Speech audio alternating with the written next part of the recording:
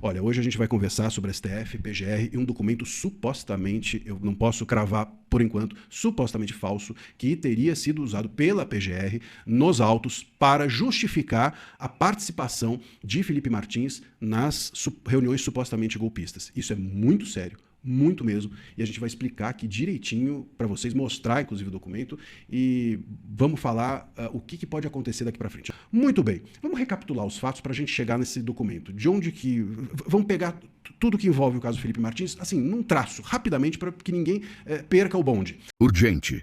Denuncia bomba de documento falso contra Felipe Martins. Coloca as altas cortes sob pressão. Senhoras e senhores, algo grave acaba de emergir nos bastidores do poder.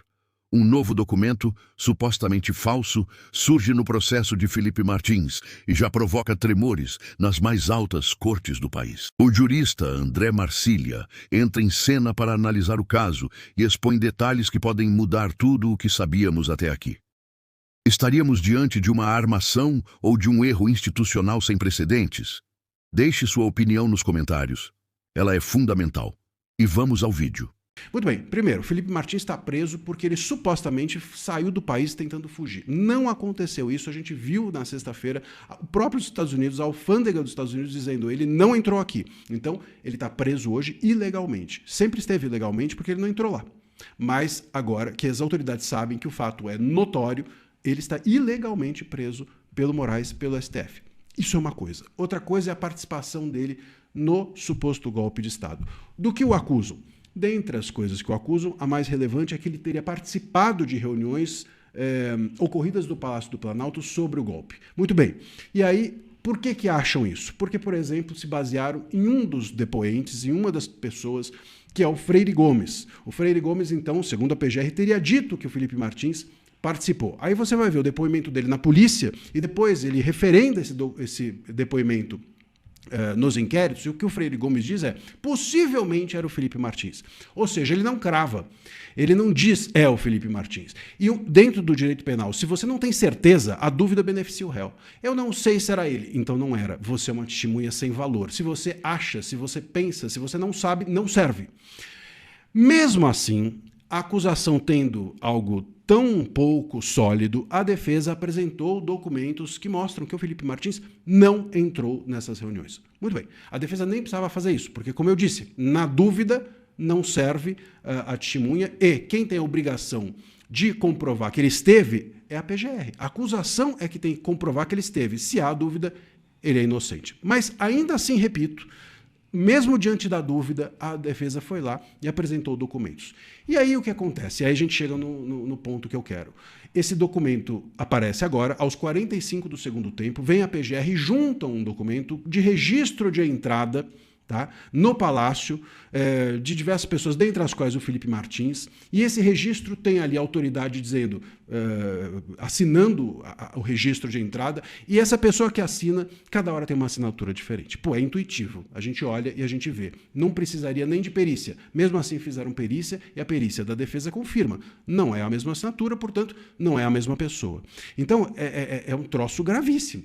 A PGR está juntando um documento possivelmente falso. E eu repito, eu digo possivelmente porque é muito grave afirmar que isso ocorreu. Porque dizer que é um documento falso significa que é um documento fabricado. E isso é crime, e crime grave. Então, assim, a gente está diante aqui, né? Vamos lá, se esse documento é realmente falso, possivelmente, eu estou dizendo, mas se a gente chegar em algum momento a concluir, é falso, ponto. Chegamos a essa conclusão, sabe o que acontece? Veja, de duas uma. Eu não consigo imaginar outra hipótese, de duas uma.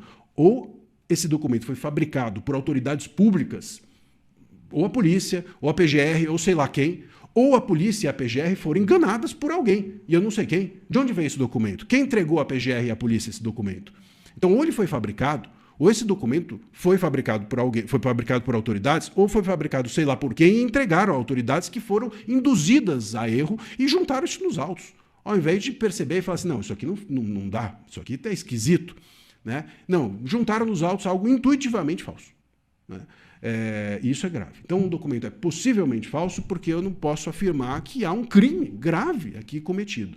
Mas isso precisa ser investigado. Isso não pode servir para justificar a participação do Felipe Martins nesse caso. Ou é isso, ou ele foi fabricado, ou pessoas diferentes assinavam em nome desse cara. Então todo mundo ali que estava nesse posto, né, assinava por ele. Então entrava o João e assinava pela Maria, entrava o Pedro e assinava pelo José. Bom, isso é crime também. Então aí tem um crime cometido por essas pessoas que faziam isso, que é de falsidade ideológica. Você assina por outra pessoa.